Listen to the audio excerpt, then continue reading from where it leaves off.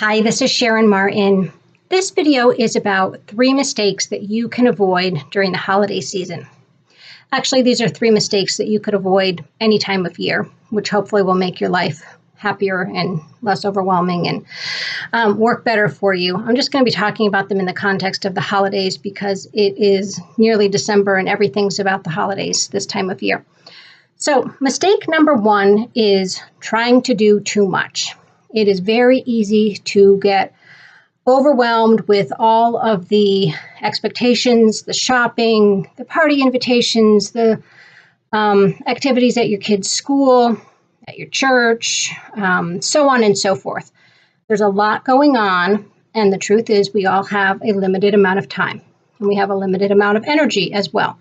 So we can't do everything that we want to do, everything that everybody else wants us to do, everything else that's been an expectation or a tradition.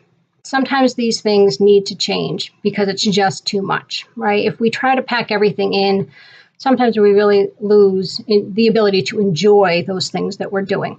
So what I want you to do to try to avoid this mistake is to get in front of it now. So I want you to really think about what are the things that you really want to do this holiday season. What are the activities?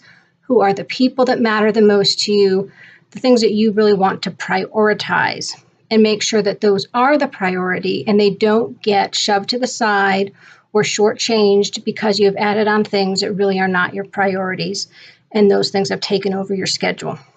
So you also have to think about what are you going to say no to. That's the other part of making other things your priority is some things need to be declined. Some invitations, some expectations. We need to be able to say no to those things and have that be okay. Mistake number 2 is not putting yourself on your to-do list. If you're like me, you always have a long to-do list.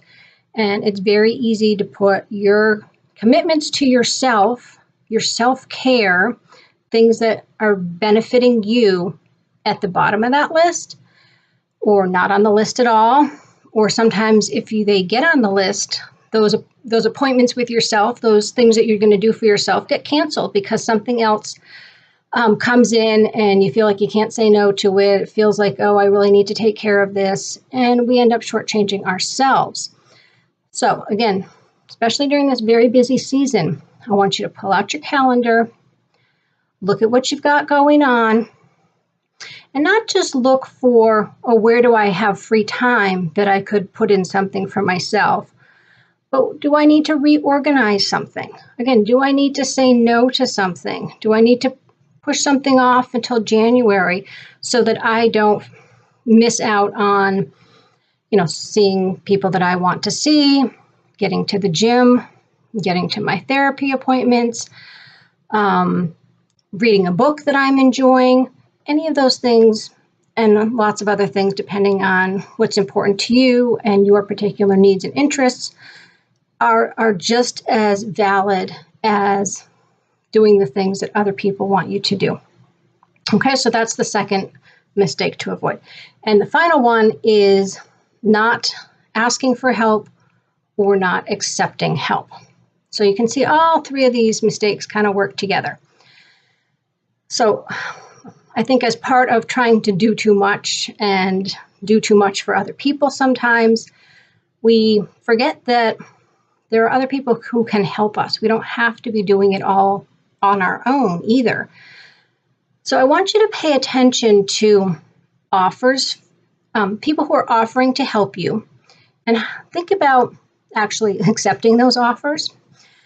You might even try a little experiment that might be something like, for the next week, I'm going to accept every offer of help that is made and just see how that feels. I don't know how many there will be, but chances are there are some offers that you have been declining. And the other thing is we shouldn't always just wait for other people to offer. We also need to be willing to ask for help. I think one thing that can happen over time is that if you're always declining the offers of help, people stop offering after a while. So that's possible that has happened in your life as well, which means it's extra important that you're the one who is going to ask for help.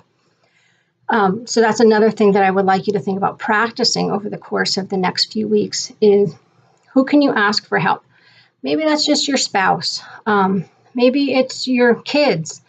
Maybe it's a coworker. They don't have to always be big asks, but sometimes we just need to sort of exercise the muscle of asking for help and get ourselves used to doing it and seeing how it feels. That, it might feel uncomfortable at first, but like everything else, it becomes more comfortable the more that we do it. And we realize that, wow, it feels supportive. I feel cared for. In addition to, I'm sort of relieved of some of these tasks that I have been trying to do myself, and either, really exhausting myself with, or maybe not doing a great job of, because I've been putting so much pressure onto myself. So once again, those are your 3 mistakes to focus on to try to avoid this holiday season. They are trying to do too much. They are not putting yourself on your own to-do list, and they are not accepting help. So I hope that you will give some of those things a try, and as a result, have a more peaceful and calm and happier holiday season. Thanks for watching.